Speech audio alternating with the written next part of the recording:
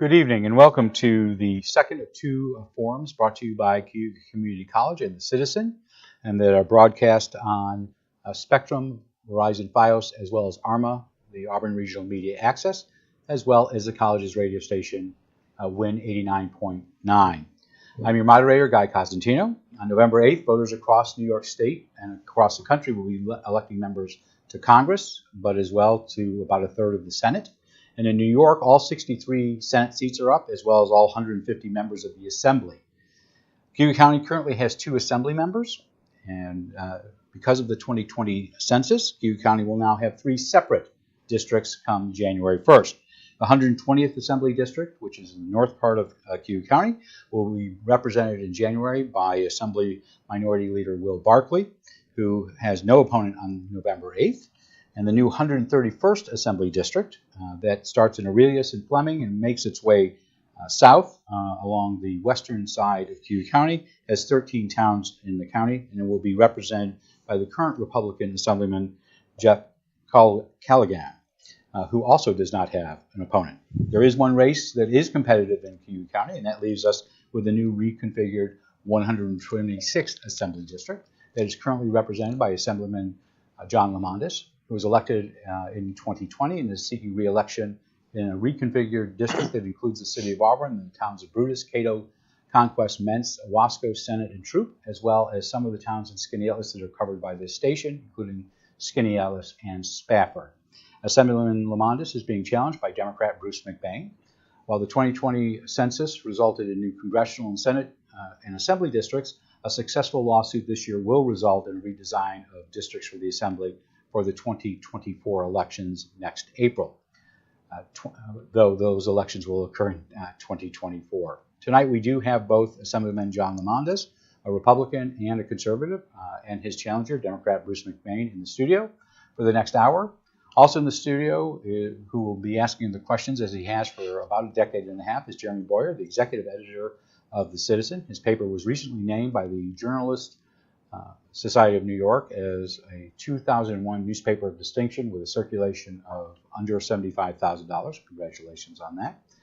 Our candidates are sitting in the order of their opening statements. They flipped a coin for who would go first. So we will hear from Assemblyman John Lemondes, who is on the Republican and conservative lines. Sir, welcome. You have 2 minutes for your opening statement. Thank you. Thank you to the students at CCC for running the cameras, and to Mr. Cosentino and Mr. Boyer for moderating the debate, Mr. MacBain for the discourse. Good afternoon, fellow Central New Yorkers. As you know, there's a lot at stake in this election, and I want you to understand my commitment to you and your families to restore public safety and confidence, and to make it possible to give Central New Yorkers something to look forward to economically by reducing the out-of-control inflation. I have worked tirelessly to improve our economy and give people hope that they don't have to continue leaving our great state and community. But I need your help. My commitment to public service began with a 27-year military career where I served in both Iraq and Afghanistan and retired from honorably. And I now take great pride in serving you here in Onondaga and Cayuga counties for the last 2 years. My commitment to our law enforcement community will continue indefinitely. I will do everything possible to ensure they have the resources, respect, and backing they need to be successful for us all. Without public safety, we have nothing. My commitment to parents to get the indoctrination out of our schools and away from our children will not stop until complete. Last, I think I've demonstrated the strength, tenacity, fortitude, and cooperative spirit you expect from your legislators, and want you to know I would be honored again to continue serving you in the 126th Assembly District. Thank you. Thank you, Assemblyman. We'll now hear from Bruce MacBain, who's on the Democratic line. Mr. MacBain, welcome to the studio. Thank you. Thank you, Assemblyman Lemondes. Thank you, guys. Thank everybody at Assemblyman Lemondes. Thank you very much. I love this part of campaigning. There have been a few things that have not been so enjoyable, but a discourse, an exchange of ideas, I love this. When I was a kid, my mom, through our church, ran a summer program. And she brought me with her, and it was in a town next to ours for disadvantaged youth. And the kids were supposed to go home for lunch. And I noticed very quickly that the kids left the building, but they kind of hung around the building and they weren't going home. So I asked my mom, why aren't kids going home for lunch? And she said, well, not everybody has lunch to go home to. And she had to explain to me that, but also the goals of the program and what we could provide for these kids to make their summers better. And it's my first memory of seeing that there was an equality in life. And I didn't just see that. I saw through my mom that you do something about it. You fight against injustice. So I was raised to do that and to make our communities the best that they can be. I decided to do that through public education. I was a teacher for 10 years and then a middle school principal for 21 years, built a very successful program. School won awards, teachers won awards. I won the New York State Middle School Principal of the Year award, and we really felt like we were having an effect on that community and making that the best it can be. So I retired last year, and I'm not done yet trying to make our communities better. So I am running for assembly and hoping to bring my energy and experiences there. Thank you, Mr. MacBain. Well, you'll now be questioned by Mr. Boyer over the next 45 to 55 minutes. Lexi, one of our students, is going to keep you on track with time. She'll hold up a sign at 1.5 minutes or in 2 minutes when time is up, and I will hopefully nudge you to end your soliloquy if you have not already. And then if there's a response you want to make after you've spoken and your opponent is speaking, we'll give you 1 minute rebuttals on that as well, and we'll go as long as that seems purposeful. Mr. Boyer, welcome back. Okay, thank you. Thanks to both of you for taking part in this. I appreciate you making the time to come to the studio and do this. And we'll try to cover as many different issues as we can in the hour, little less than the hour that we have. I'd like to start by asking you to kind of put yourself in your should you win this election, and put yourself in Albany in your conferences and sort of how you would work with your leaders. The context being, the Assembly has a pretty strong Democratic advantage. It's very unlikely that would change, in one election. So it'll be democratically controlled when you go back. And the question is kind of different for each of you. For Assemblyman Lemondes, for voters who feel like that's a disadvantage to our district. That we have a legislator who's not in the group, part of the group that has the power. What do you say to that, and why should they not factor that in, or why it shouldn't be a big factor in their decision? For you, Mr. MacBain, it's a question of,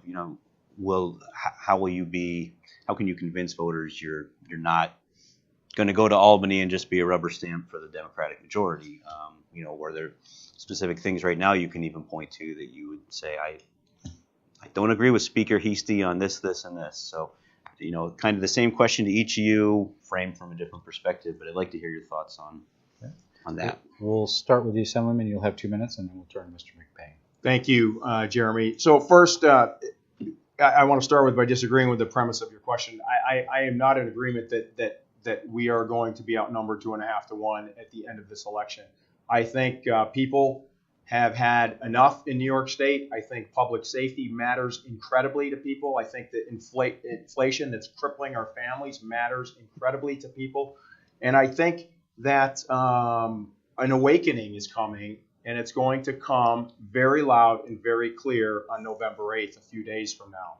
Additionally, to answer your question, after rebutting the premise of it, we do a lot in the minority. Assuming we were to be, as a Republican, in the minority again, we force a lot of chapter amendments. We help with legislation a lot, and we impact the outcome considerably.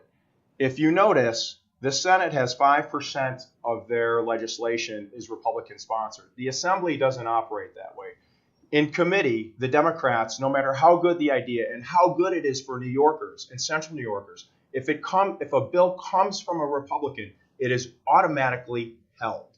That means it's killed in committee. And so this is a problem. I would almost reverse that premise and say, what will the Democrats do to recognize the good ideas from people that aren't like them and aren't from New York City?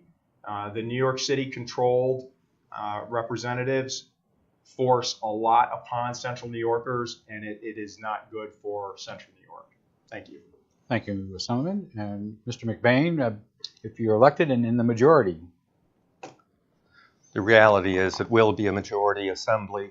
I've heard a couple jokes, I guess, of there's something more useless than a Republican in the assembly than a screen door on a submarine. I heard somebody else say, if you know the term pork barrel, that's the money that an assembly person can bring home to the district, that the Republicans don't even know where we keep the pork. Having said that, I don't expect that I'm going to be all, buddy-buddy with all of the Democratic leadership. I am somebody who questions. I am somebody who asks, who does this help? Who does this hurt? Jeremy, you asked me if I could come up with something specific. I think the HALT law needs to be looked at. Again, I'm hearing, that prison guards are, that the incidents there are up, and some people are saying those statistics aren't right. But we need to get to the bottom of that. And I'm a former building school principal. I believe in consequences for your actions. So I would not be a rubber stamp for the Democrats in the assembly. I do not like how the casualness of money that was thrown around with the Buffalo Bills. And I want the Buffalo Bills to stay here too, but to give hundreds of millions of dollars to a billionaire. And it was so casual because we had just announced that we got about $500 million from the Native American casino shared revenue. And it was like, oh, don't worry about the $500 million because we got the $500 million. It's like, whoa, wait a minute. That's too fast for me in terms of spending people's hard-earned taxpayer money. So I would not be a rubber stamp in Albany. Mr. Boyer. All right, and then to kind of shift on to this year's ticket, you're both running, or this election includes a race for governor, and so I'd like you to, I guess I shouldn't ever make assumptions, but let's just assume you're gonna support your party's candidate. Tell us, in two parts, why you'll support, the candidate you'll support for governor, and what your concerns are for their opponent. Mr. MacBain, you'll go first. I will be voting for Governor Hochul. I am so impressed with how she acts, and she acts quickly. The Micron deal coming in here, you got to give her a ton of credit for that. And I'm so proud to finally have a Democrat from upstate New York representing us as governor in Albany.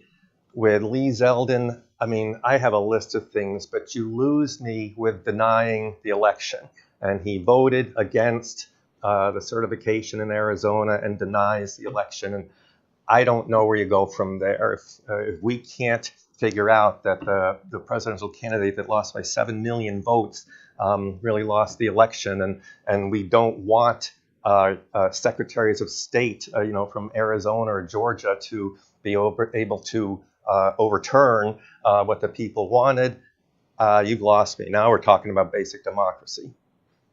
Thank you, Mr. MacBain. Assemblyman Lemondes, who are you supporting in 10 days? Thank you. I'll be supporting Congressman Zeldin, and I want to make sure everybody understands that I understand this debate and this race and the gubernatorial race in New York State are not about the presidential race that occurred 2 years ago. The two things have nothing in common.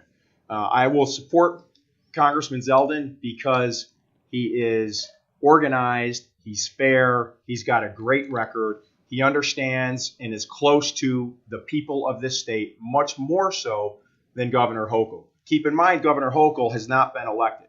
Additionally, Governor Hochul, in my personal observation of her, is the most partisan person I have ever met in my life. I personally listened to her deny people, Republicans, their home state when she said, you Republicans should leave, just like Governor Cuomo did in 2014. This is not the standard or mark of a leader that understands what it takes to bring people together. New York State is hurting, and she additionally said she doesn't understand the importance of crime the other day in her debate with Lee Zeldin. If you don't understand the importance of crime and what's happened in this state, you should not be in elected office at any level. This is terrible. I understand the impacts of crime, bail reform, HALT Act, all of it. It is absolutely terrible for this to take place here, and for a sitting governor to pretend that the victims of these crimes who have suffered greatly don't matter is terrible. Mr. Boyer. Okay, and now we'll move on to a few specific issue pieces that really resonate with voters here in Cayuga County. I have a couple of questions related to agriculture and the environment. We'll start off with the agricultural industry, and specifically the farm overtime decision that was made recently to reduce the threshold that farm workers would be paid an overtime rate from 60 to 40.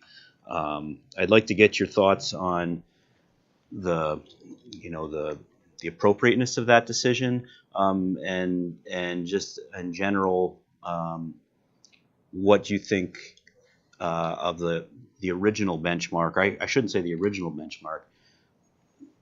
3 or 4 years ago, they passed a law that put a 60-hour threshold in. There used to be none. So is the 60 a number that you think we should stick with or could live with? Okay. Assemblyman, you'll go first on this one. Thank you. So let me put this in perspective for everyone. And Jeremy, I'm going to try to answer your question accurately. The 60-hour threshold was accepted by farmers. Most farms could make that work. And just to put this in play for everyone, this is a $6 billion industry. It's our state's #1 industry. The vote, quote unquote, from the Farm Labor Wage Board was a sham. It only had 3 people. 70% of the people that testified in those hearings were dead against this because of its destructive nature on farms and businesses. New York State is ranked dead last for outmigration. That's not a good metric to be measured by. This will force more businesses to leave. It will force more business consolidation.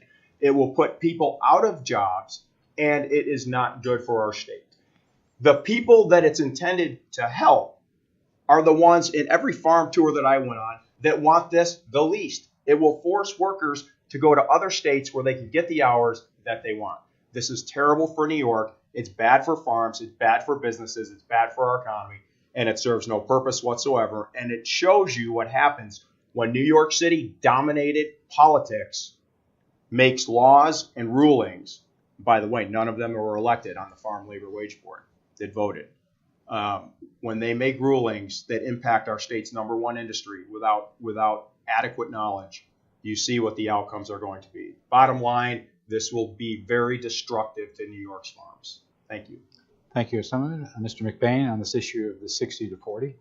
I have some experience in working on a small farm. My grandfather had a small farm in northern Jersey, so I worked 2 summers there. And he had a kennel, which helped supplement the income. So I have an idea of the hours of being on a small farm, and it doesn't matter what time it is. You need to be up when the dogs are up, and if it's good weather, you're outside for a long day.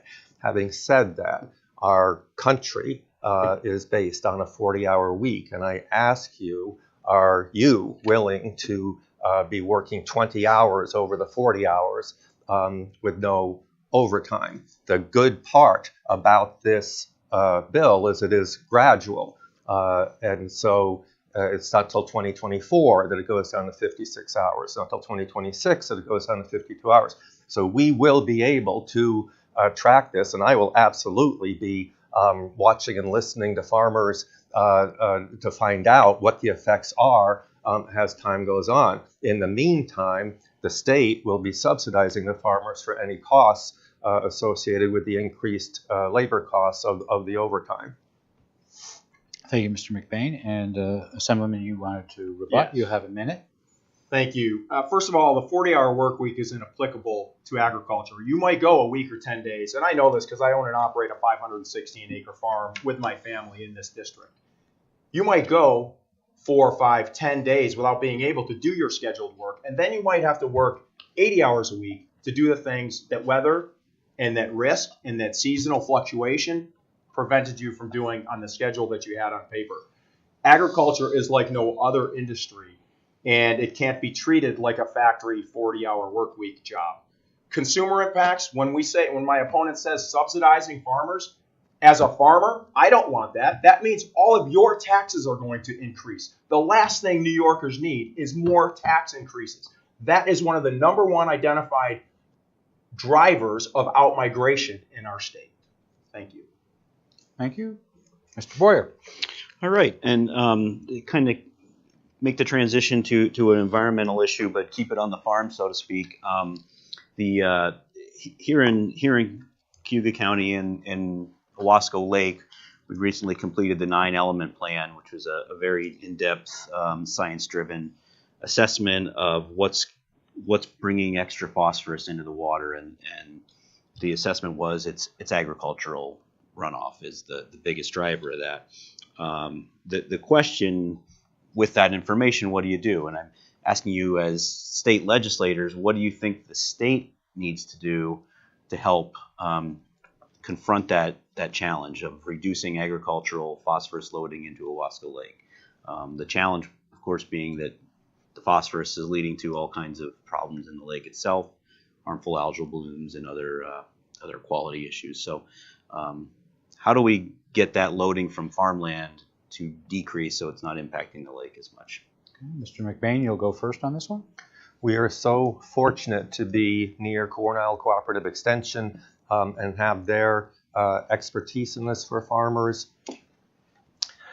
Clean water is so important, and the state government needs to be able to work with the farmers to attain this balance between the environment and clean water.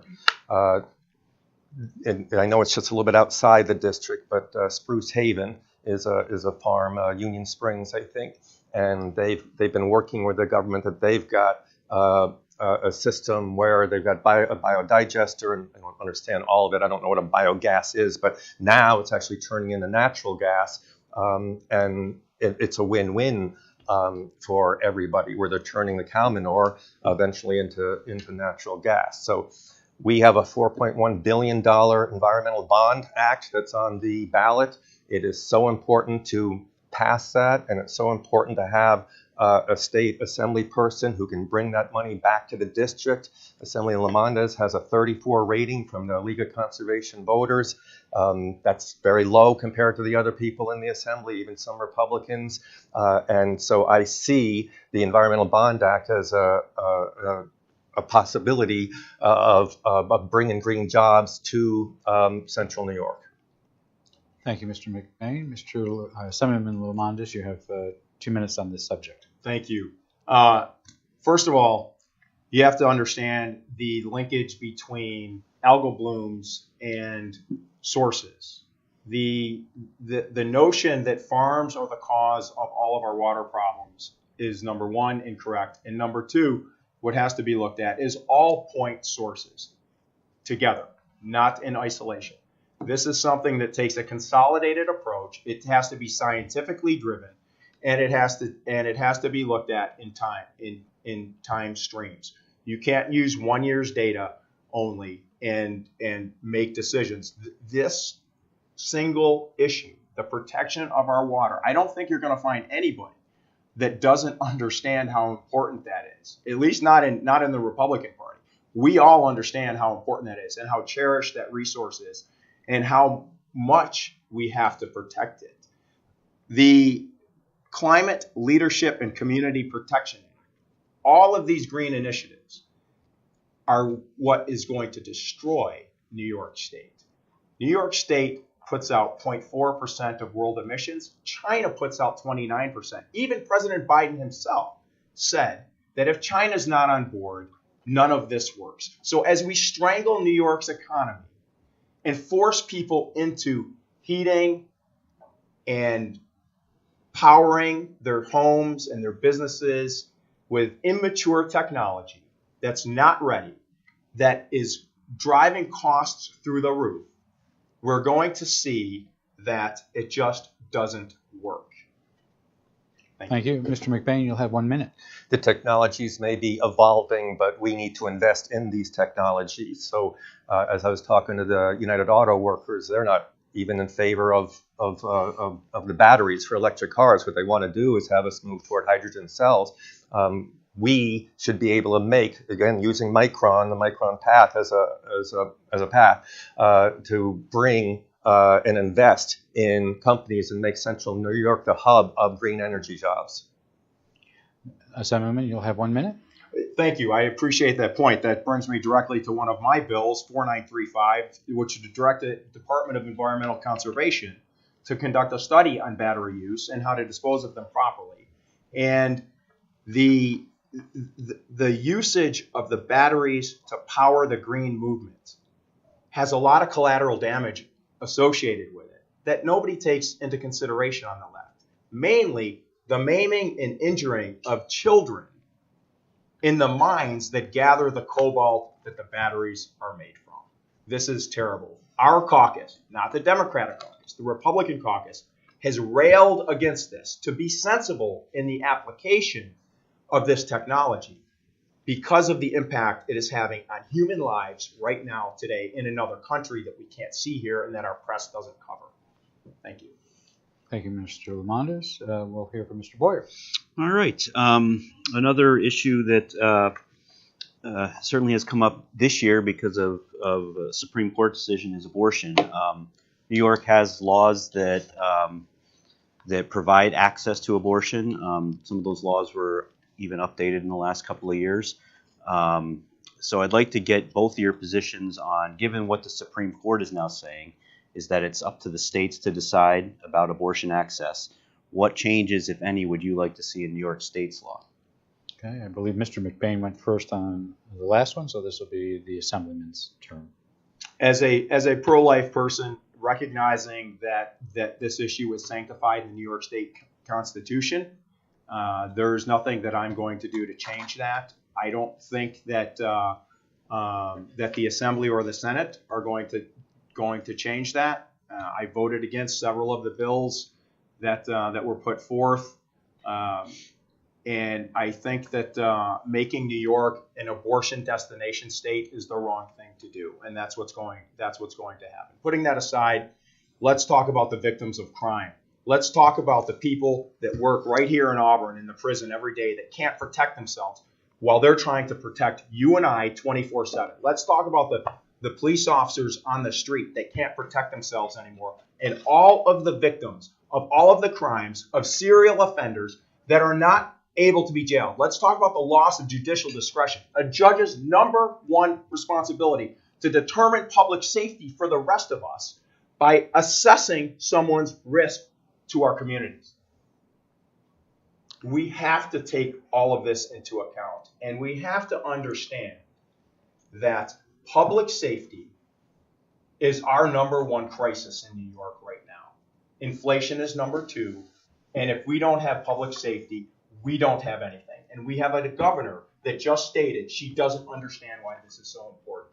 Ladies and gentlemen, I do. I have a family. I have a daughter, just like thousands of you in this district and in this state. I want you to know I will do everything possible to protect us and to protect law enforcement, the entire law enforcement community, to enable them to do their jobs. Thank you. Thank you, Assemblyman. Mr. MacBain, on this issue of the Dobbs decision. Republicans don't want to talk about this. I think we just saw that the Assemblyman spent about 10, 15 seconds on that issue and then segued into crime. The Dobbs decision is dangerous. I hope that New York State keeps it codified, but who knows who gets elected? Polls are pretty close for governor, so we have to keep fighting for the rights for women's reproductive health. The Dobbs decision, one, says that abortion goes back to the states, but in the concurrence, it goes further than that, and it lays out a blueprint for then making birth control illegal and same-sex marriage illegal. And at first, I thought, what do I care? It's a concurring opinion, right? But then you start here, U.S. senators and state legislatures across the country talking about forbidding birth control. If you forbid birth control right after you forbid abortion, you might as well have women dressed as a handmaid's tale. We are subjugating women with that. But it's even a broader issue than that. It's women's health. You start making laws that restrict abortion, and doctors are not going to know whether they can what they can do when a woman's having a miscarriage. And there are millions of miscarriages that happen, and women need the doctor's help with that. Okay. Thank you, Mr. McBain. Assemblyman, you'll have 1 minute as a rebuttal. Thank you. The mischaracterization of the use of birth control and women's health in general, I take great offense to that. I am somebody that has 3 sisters, a ton of nieces, 2 daughters of my own, a wife, a mother, and I am not going to advocate against women's health. That is the most absurd thing that I've ever heard in my life. Ladies and gentlemen, we all have families, and I think that it's important to recognize that in taking care of our families, we have to do the right thing. And so women's health is here, and women's health will remain here in New York State.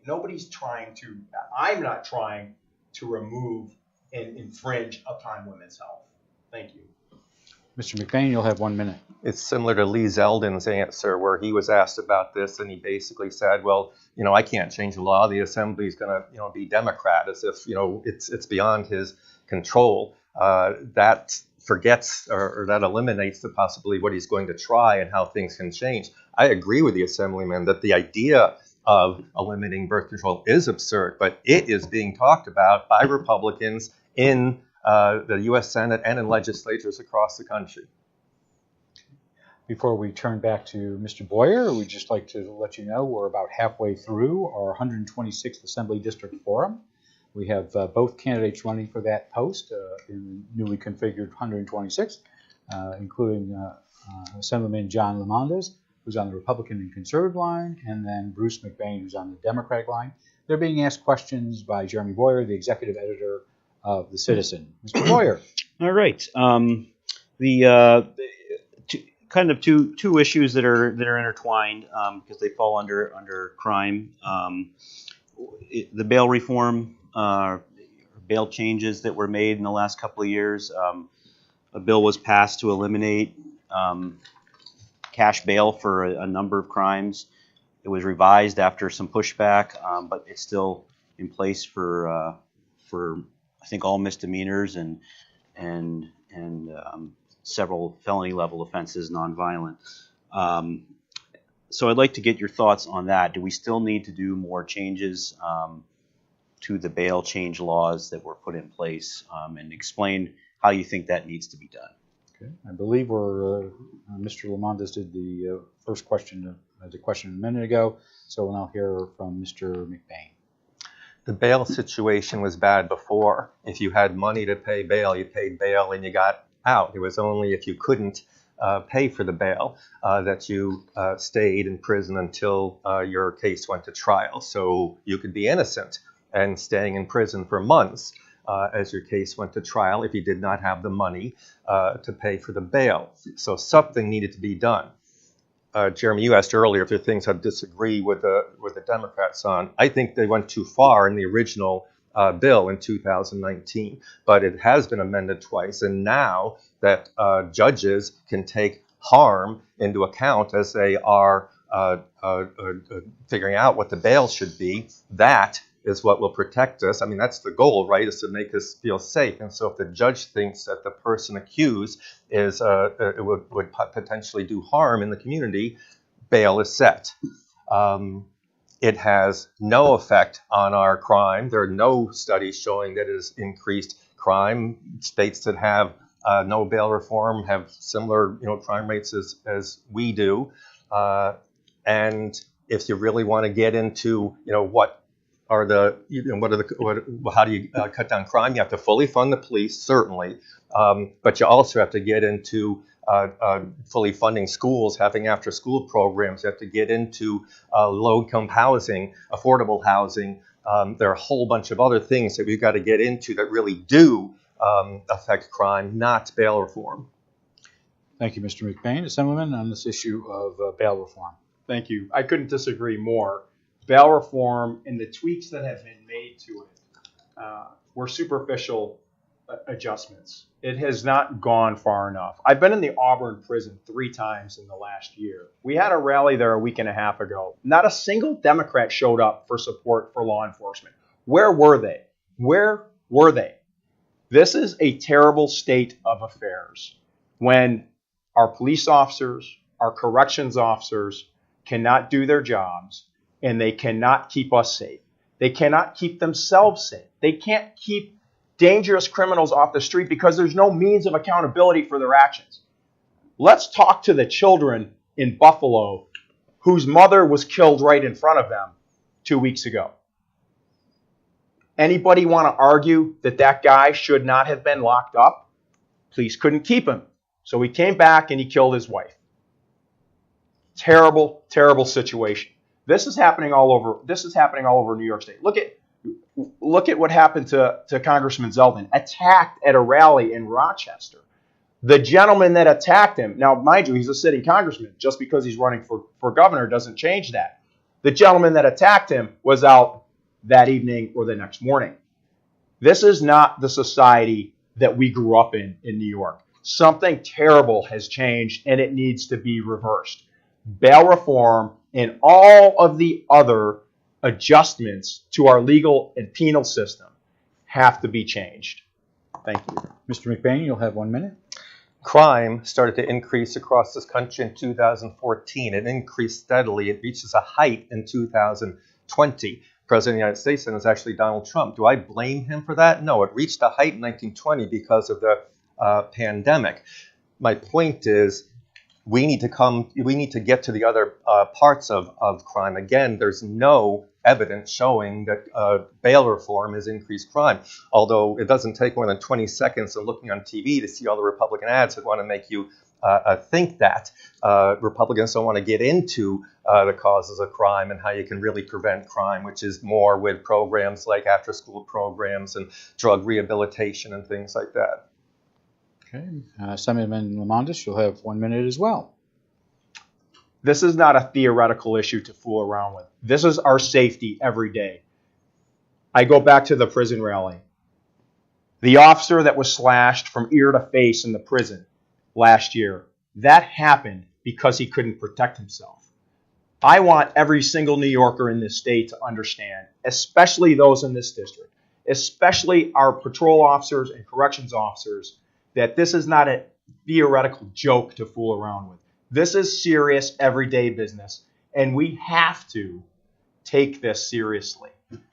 Again, the adjustments the Democrats made, they know were not good enough. They didn't address the problem.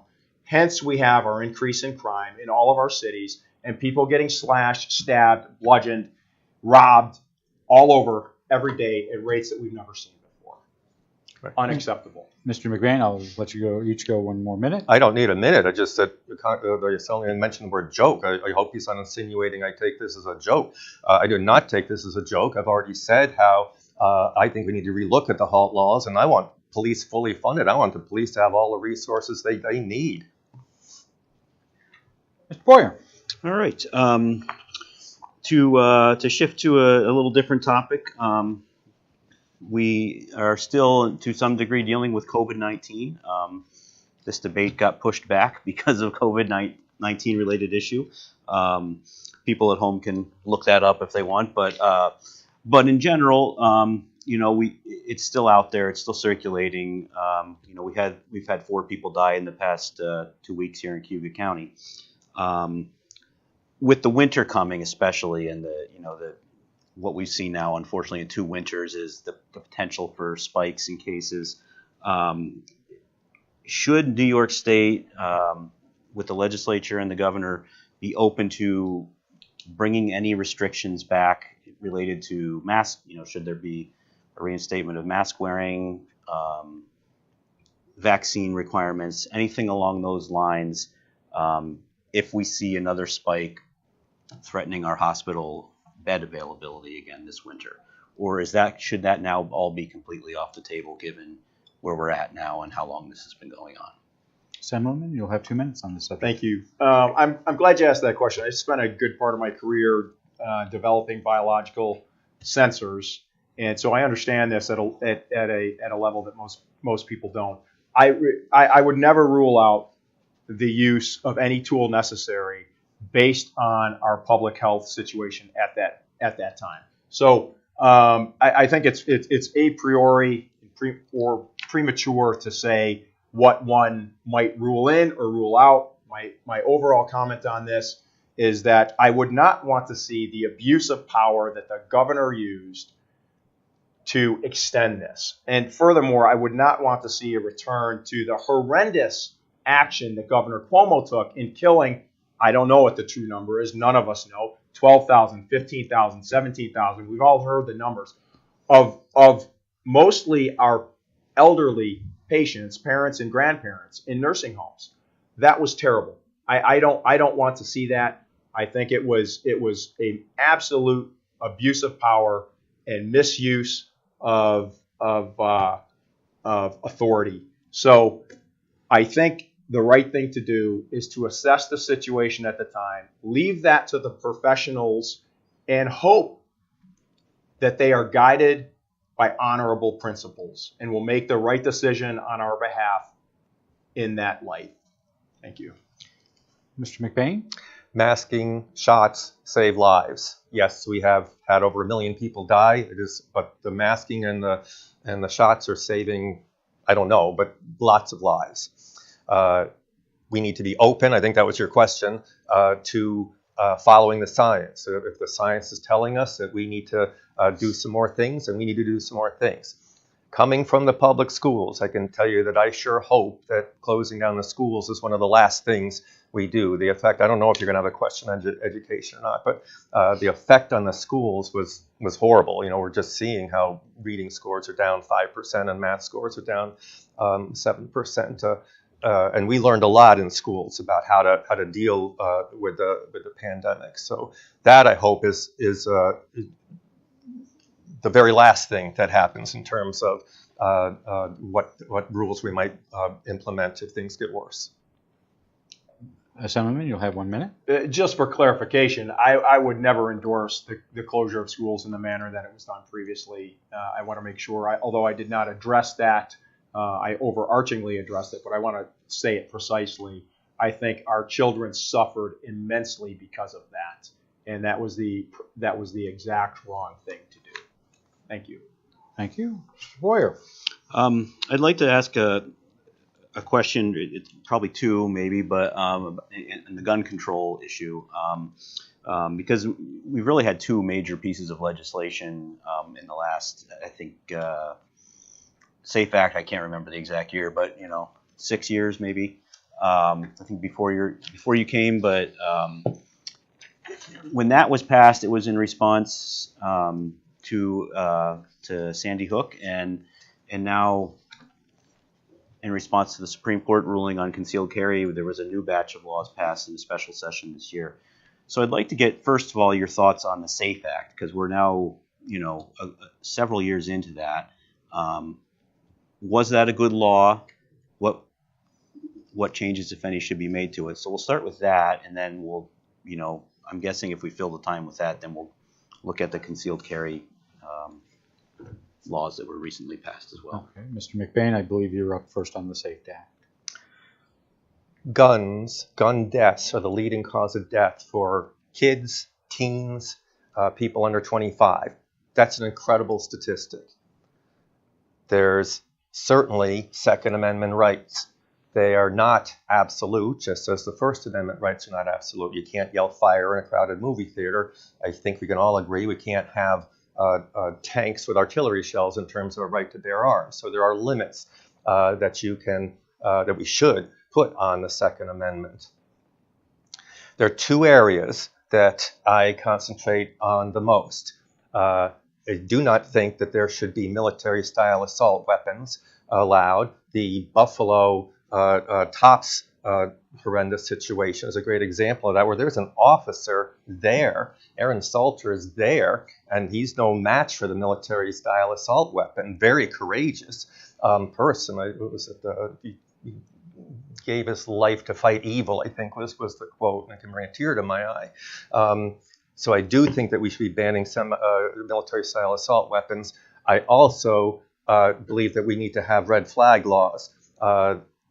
The Uvalde situation shows that guy is posting that guy, that people were calling him school shooter on social media, and we couldn't stop him from having guns. So to me, it's common sense to have red flag laws and limit military assault weapons. Assemblyman, you'll have 2 minutes on this issue of the SAFE Act first. Thank you. I believe in the Second Amendment. I'm an ardent supporter of the Second Amendment. I'm a lifelong outdoorsman and hunter. I'm a military veteran of 27 years. I've served in both Iraq and Afghanistan.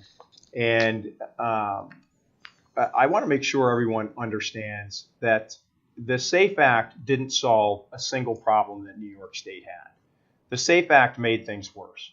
I personally am not afraid when people that are legal gun owners are able to carry their guns in public settings. The unconstitutional aspect of what just took place recently is a perfect example of how, on top of the SAFE Act, New York State is trying to infringe upon the Second Amendment in every way, shape, and form. I just bought, right here from Bass Pro Shops last week, a box of shotgun ammo to hunt ducks with. And it took me 30 minutes to get it registered, to show them my ID.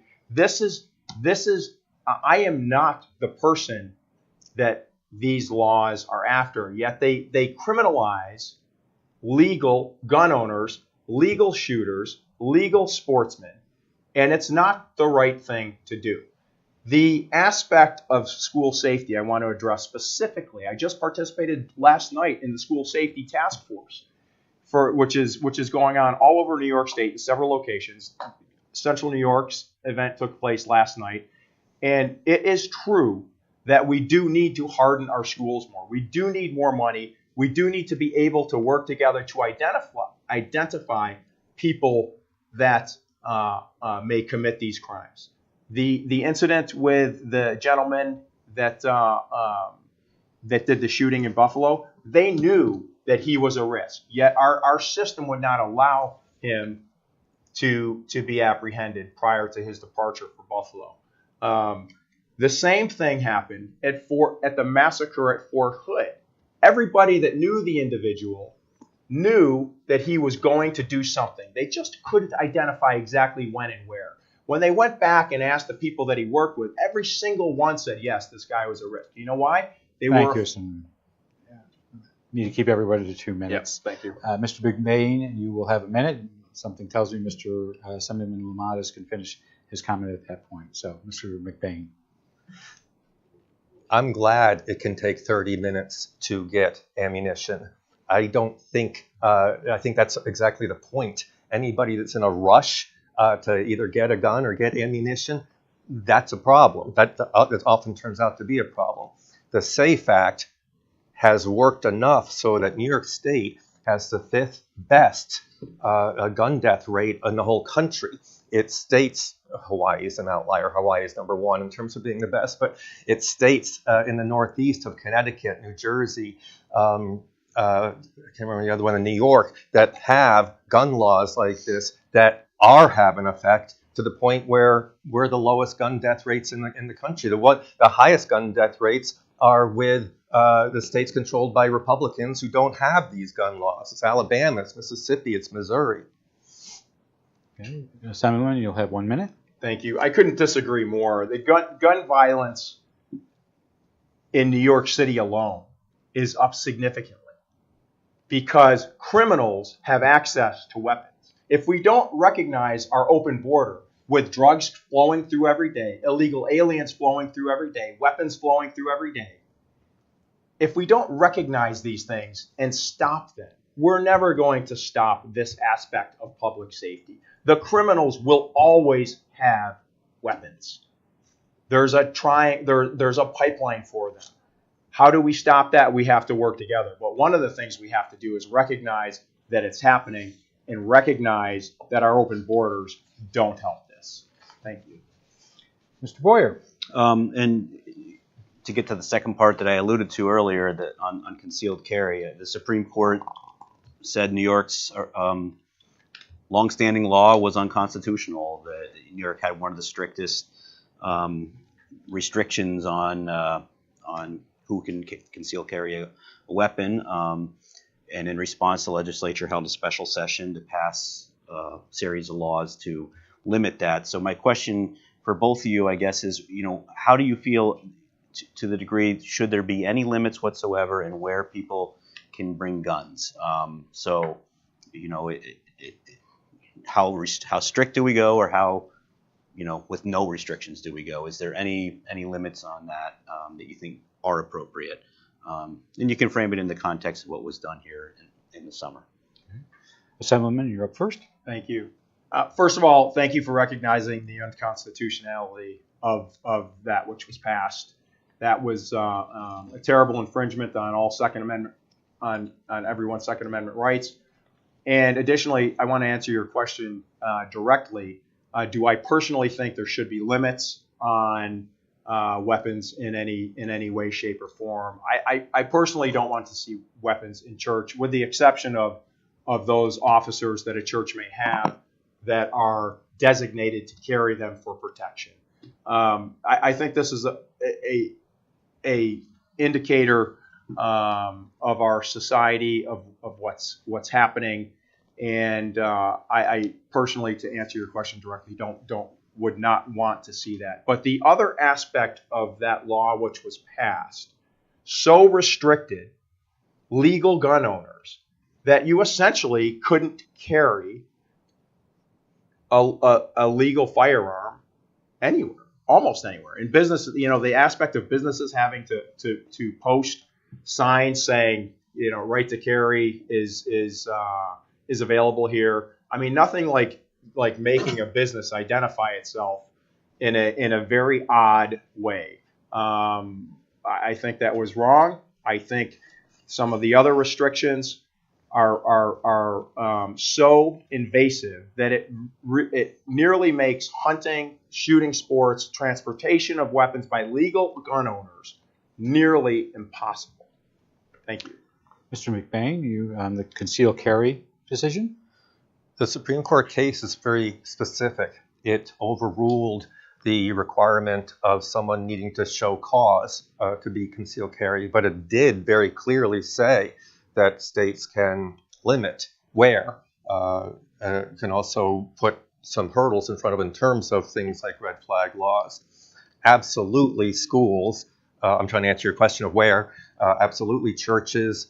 I don't know if I have an exhausted list. I can tell you that, especially after that shooting at the Memorial Day parade, not here, in another part of the country, when I'm in crowds, I do worry a bit, and I make sure, I am so happy to see the police there, and I make sure I go up and thank them, like, hey, you make me feel safe. So I do not know the exhausted list, but I'd start with schools and churches, and I think would have to keep going down, like, whenever there's a crowd or whenever there's alcohol involved, I think is something that we should be looking at.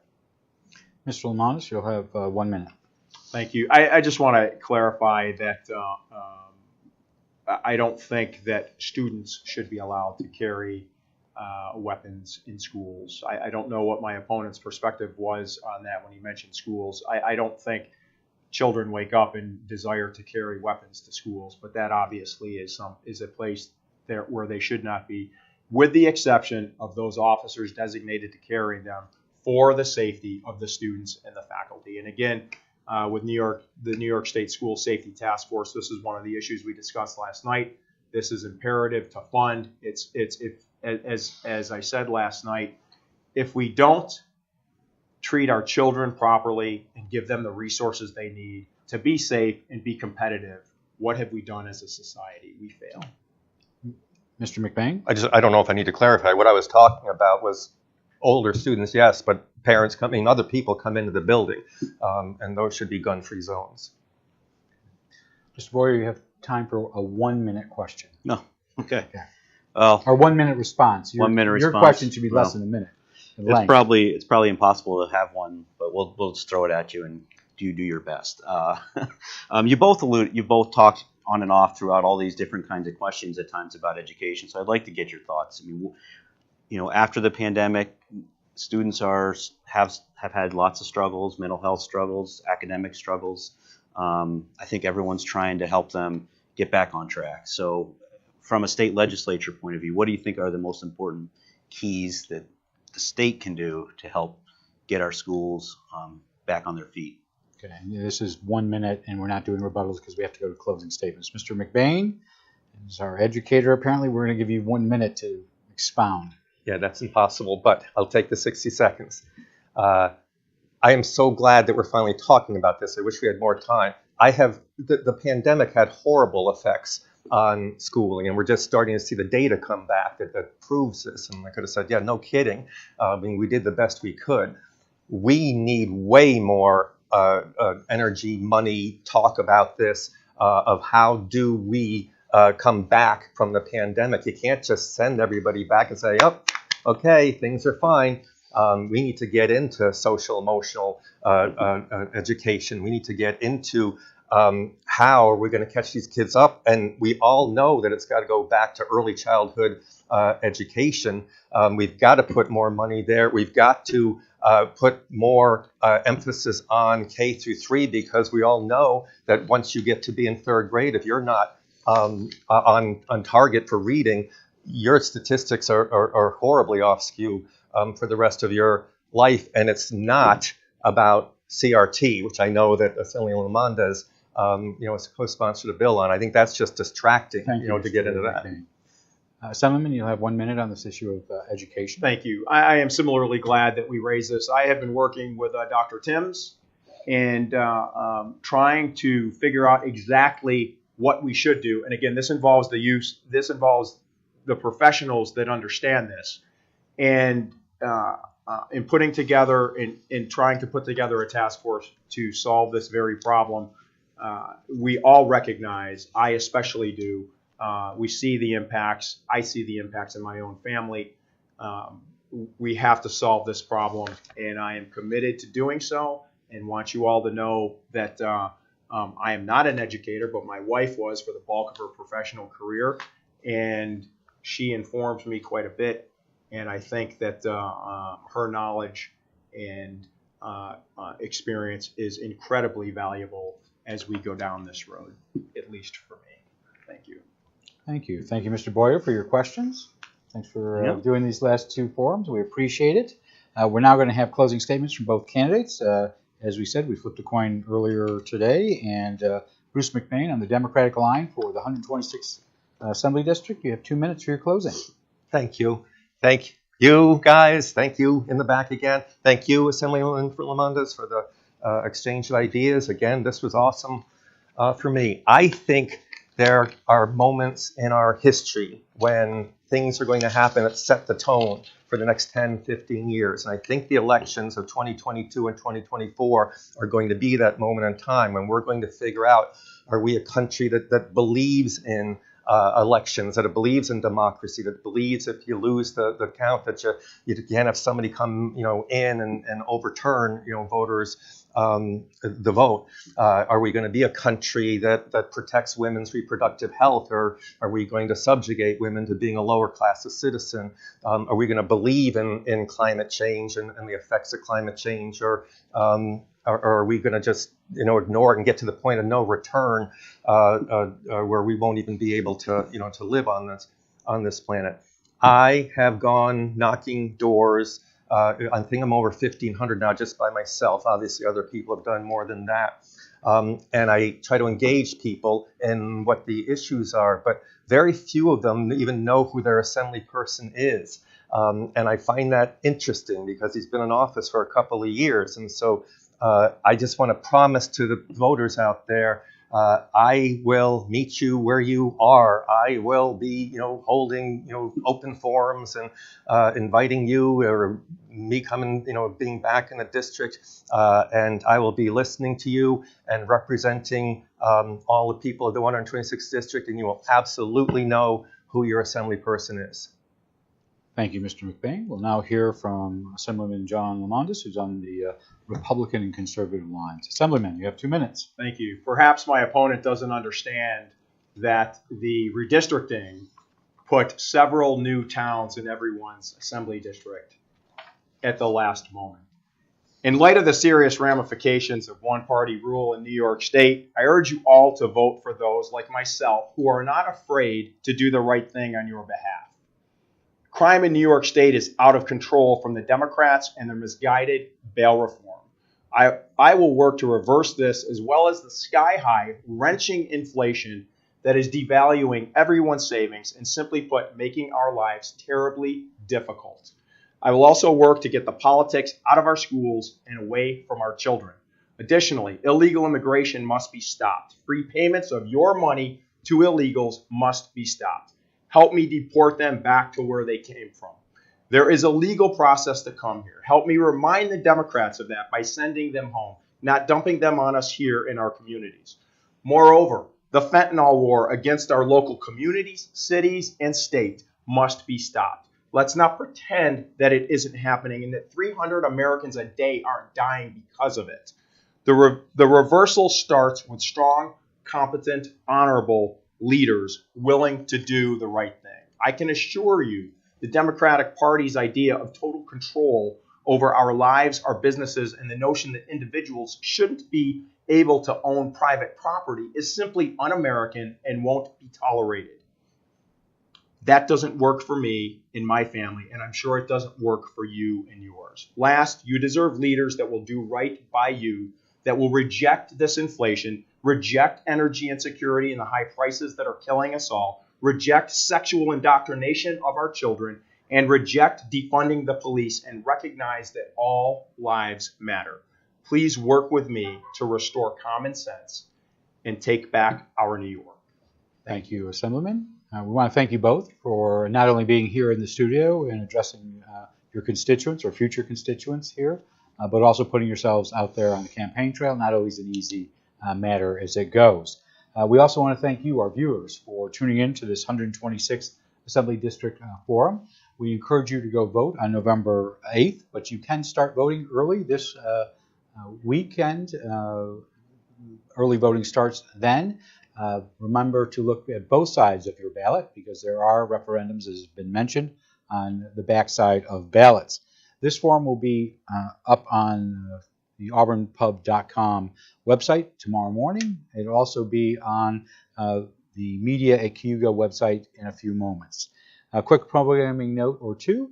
We will be back to our regular programming on Tuesday. In the studios, we'll be on Inside Government, Auburn Superintendent of Schools Jeff Perazzola, and Auburn Police Chief James Sladen. They will be here to discuss the recent arrest of students for threatening violence at the junior high, as well as school safety. And on Beyond the Front Page, we'll have the Gavin Center's Executive Director, Danielle Wright, as well as Community Liaison Bob Padula, to give an agency update, including discussing recent false rumors about their closing.